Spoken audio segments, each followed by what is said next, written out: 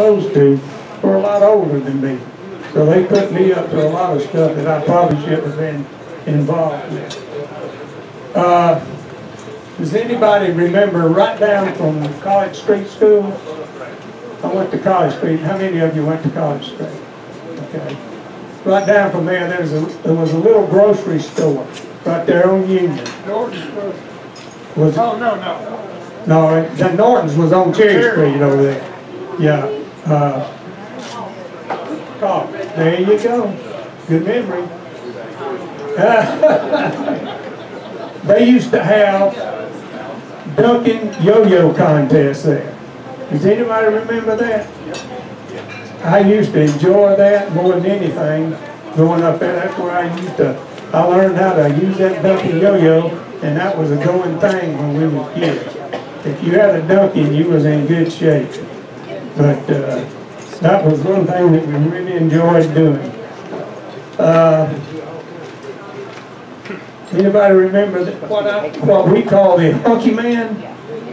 We used to drive around with that three-wheel bicycle and had a little ice box on it. We couldn't wait for that thing to come around. We enjoyed all of that too.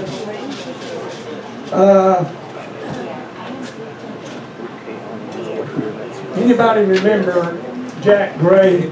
Jack used to be run the airport here, and his house was right across the street here. Yeah, he was right across the street from here, and I remember as kids we used to ride our bicycle up and go down by the creek, and we was over here for several things. One thing was to crawl in that old airplane he had down there. Remember that? What was it, B-25 or? Yeah. B-25 that they worked on here during the war. But we played in that, and Charlie did the same thing, because we talked about that to each other. On Sunday afternoons, we played tackle, football. Okay, right there at his house? Yeah. Yeah. But the reason we came over is the Flint River. Everybody knows the creek over here is the headwaters of the Flint, right? Okay. We used to go up under that bridge just on the north side. They had clay over there. And we used to dig up that clay. And you say, well, what? Y'all not right. What are y'all digging up clay for? We carry that clay home, make it into a ball, and put it up under the house, you know, just to, like in your crawl space, and let the air work on it. And in 3 or 4 days, that thing was harder than any rock you could ever find. And we use that to have battles, rock battles. And Robert Thompson lived right down the street. He was about my age. One day we was battling, and he got one of them things upside the head, and it knocked him cold as a cucumber. And so, you know, I remember that. After that, I think we quit doing that. That thing was getting a little too serious.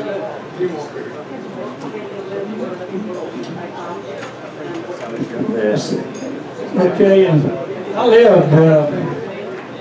lived on Cherry Street up until the 4th grade. And I lived in just about every part of Hapeville during my lifetime. So we moved from Cherry Street over to Oakdale Road in Cofield. Everybody know at the bottom of the hill, do you remember? Are you familiar with that? The bridge is there now. That used to be our property. We bought that property from Mr. Harden, who had a grocery store up here on Stewart Avenue at the time. And it was 3 acres of property. It was prime property.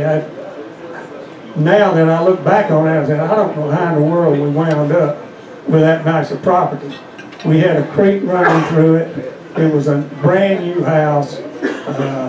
But later I found out the reason is because they put the expressway through there, coming from downtown. We lived there about 5 years, and before the expressway came through. But that was one of the best places. we dammed that creek up. We had a swimming hole, and the biggest thing, and when Willie Bailey and I were talking several weeks ago, and Charlie too, we all rode motor scooters, and that's why I apologize to you ahead of time. Some of you I might have kept awake sometimes riding around and taking that, I take the guts out of the motorcycle and let that thing sound off, and it would really make a noise. But it was sweet to my ears. But we had a driveway, and that driveway was as steep as anything you've ever seen. It went straight down, and our house was kind of at the bottom of the property.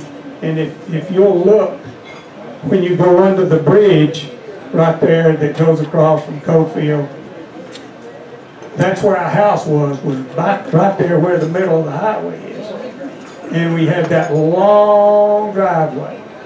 Well, we used to ride flexi racers. Y'all remember what a flexi racer was?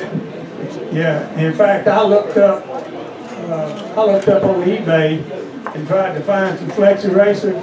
You know what a good one's going for nowadays? $500. I don't know whether they outlawed those things. They truly were dangerous. But we rode those things up and down that driveway and back up in the woods, and we'd come down, and we had a bank that we would jump off of, and that thing had no give in it. When you hit that thing down there, you were coming off that thing. But it was just something that we did as kids. But the one thing that we all remember was we had a guy, and the reason that I bring this up, how many are veterans in here? Okay. We had one of our buddies, his name was Bob Griffith.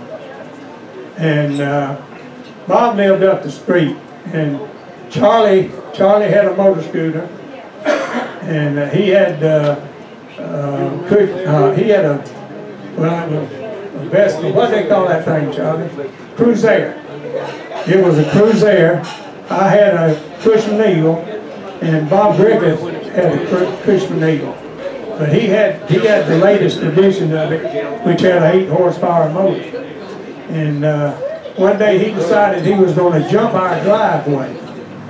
And so he took a run back up, went up the hill just like Evil Knievel would do.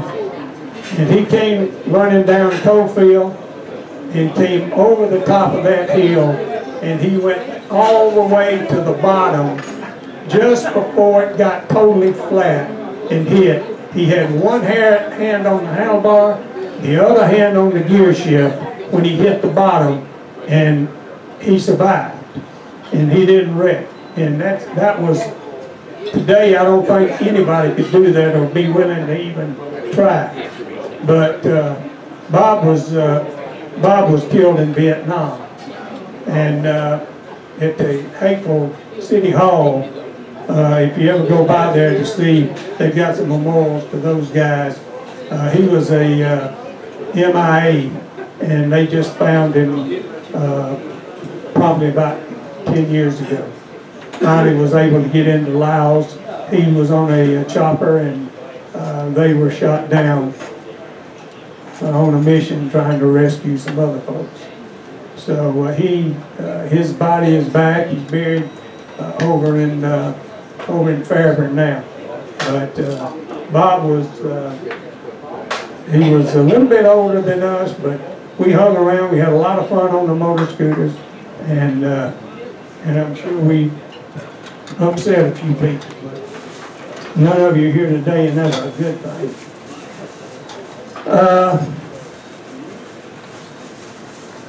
And then after that, we lived there until about 1960. That's when they started working on the highway.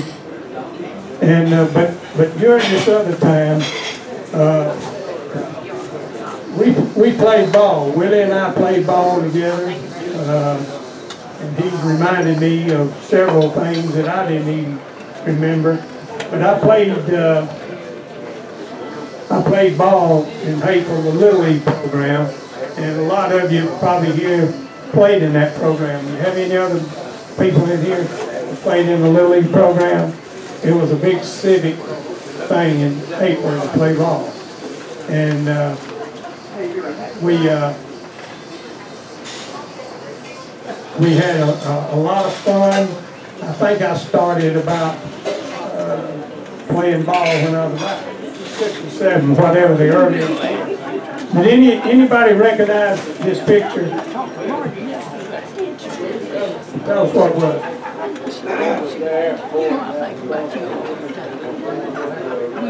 There you go. Old Dobbs House Restaurant. This is probably 1950 or 51. And the little ball player there, that was me.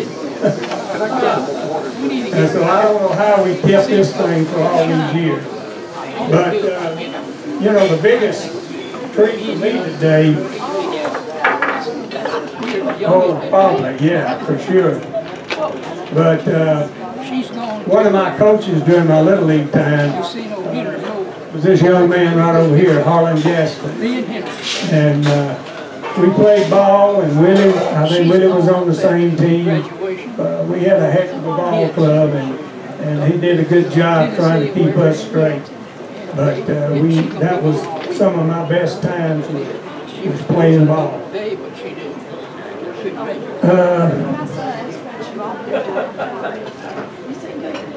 I worked a number of years.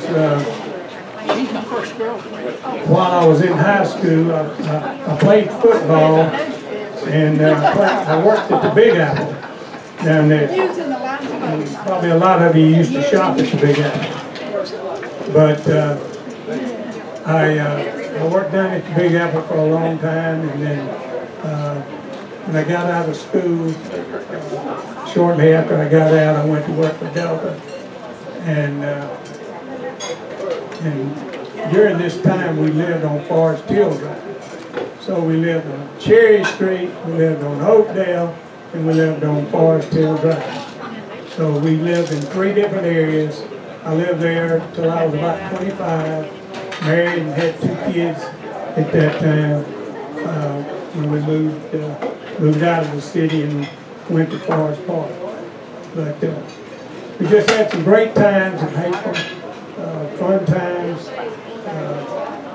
School was good, memories are good, and I think all of you probably have some and could share as much, if not more, than what we have shared with you today. So we just thank you for the opportunity of being here, and thank you guys for coming today. And it's hard to get people interested in anything nowadays. So for you to come and want to see people that you hadn't seen in a long time, and maybe even went to school with, I think it's very, very accurate. Anybody have any questions or anything you want to ask me?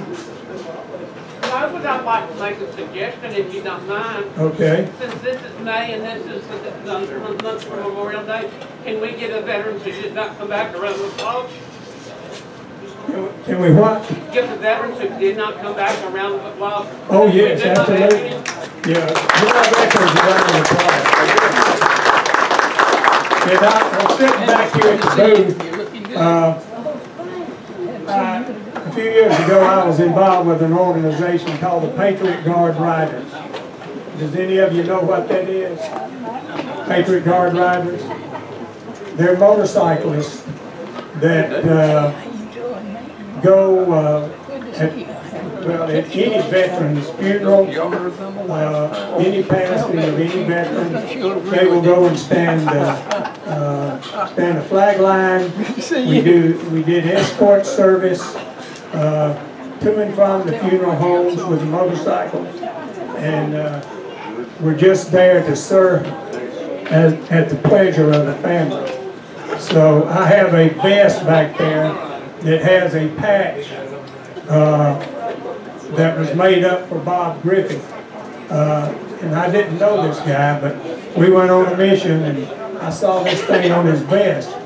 And it said Bob Griffith. And I'm saying, where do I know that from?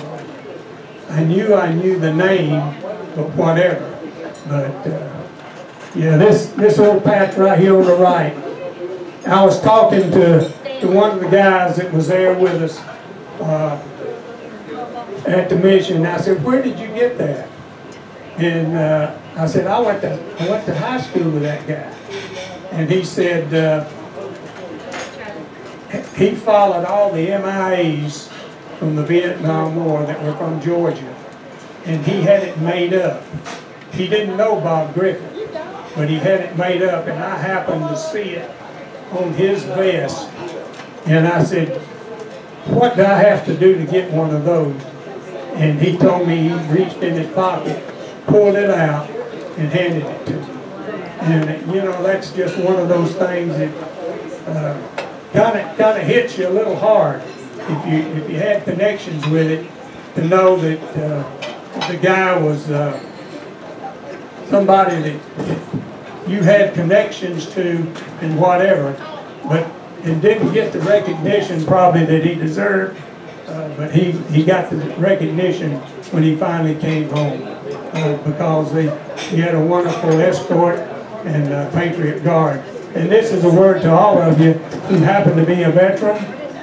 If you're interested in the Patriot Guard participating at a funeral service for yourself or a family member who was a veteran, all you have to do is ask the people at the funeral home to get in touch with them, and they'll be glad to do the same thing for you that they did for them.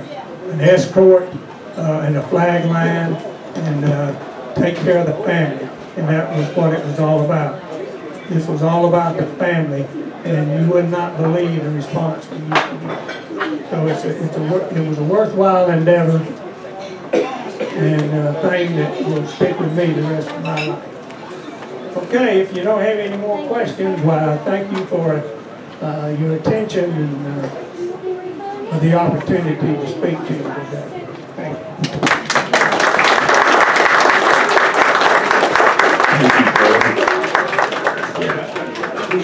He did a great job, didn't he? He and Charles both. Yeah.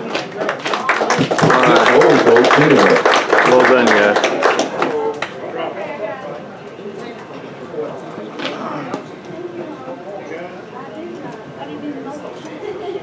Anybody have any announcements or anything they want to talk about? Charlotte?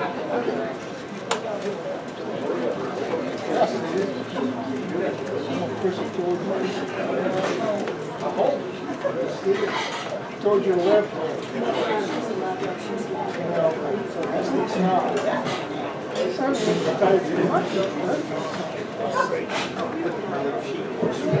Oh, that's what it is. Can you hear me? All right. I'm Charlotte Dunlap Prince. I live in Hapeville.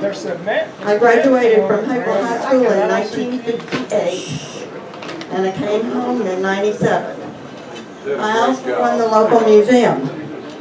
And I have brand new brochures on our museum. And I'm going to leave them on the table over here, and please take one and come see us.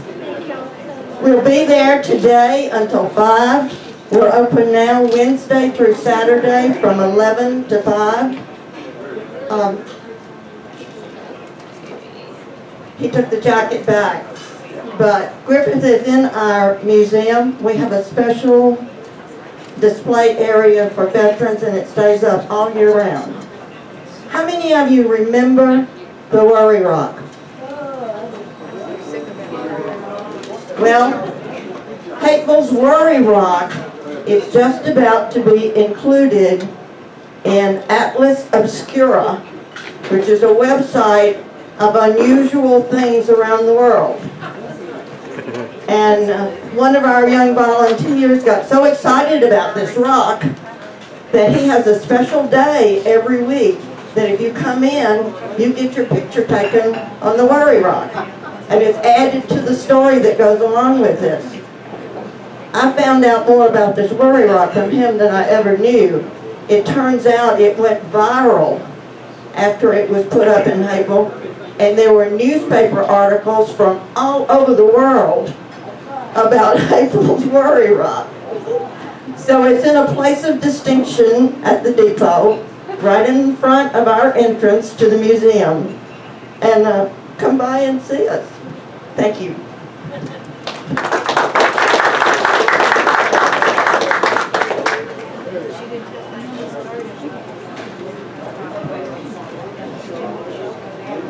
Charlotte, keep in mind that Melvina Whale said a rock doesn't worry. Anybody have anything else they want to say?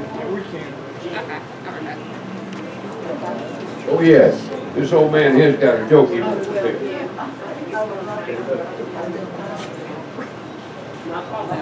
All right, Gene told me that I probably did not tell you this joke in the last couple of months, but most of you are, probably forgot it, so I think I'm good. September 21st, 2017, Family Life Ministries had their 35th gala at the International Convention Center, and my wife and I helped set it up. Well, I came home to shower to get ready, and I thought of this joke. Jeff Foxworthy was the guest speaker, MC. Yeah. He was there to help Family Life raise money, operating funds. And I was in the shower, thought of this joke. And I said, boy, it'd be nice if I got to tell Jeff Foxworthy this joke, because he's a joke teller. All right, so here's how the joke goes. And I was able to, after the event was almost over, someone asked if there's anyone else that would like to get a picture with Jeff Foxworthy. And I said, heck yeah. So I went back and I did a take and shake, took my picture and got to shake his hand. And I told him I was an '86 graduate and I had a joke for him. So here's how the joke goes. When I was about this tall in Hapeville, this is a Tri-Cities joke, so most of you are Hapevillians, so not many of you will be offended. So, Tri-Cities. When I was about this tall, my mama told me not to associate with certain families in the local area. She said, there's some bad people out there to stay away from them. The Pointer family. The Pointer family were bad people and stay away from them. Okay, Mom. Well, I remember that because she said they were from out east somewhere. And got a little taller, and she told me to stay away from another family in the local area. She said the Parkers, horrible people, do not go near them. And I think they were highly educated because she talked about a college all the time. And then got a little older, and she said, and their cousins too that live down in the forest, don't associate with them, bad people. And it wasn't until I grew up that I realized what she was talking about. She was talking about those damn East Pointers, those college Parkers, and their cousins that live down in the forest Parkers.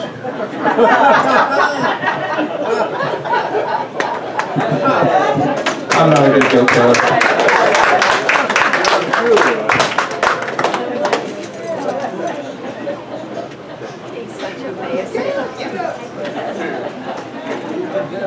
I gotta tell you this.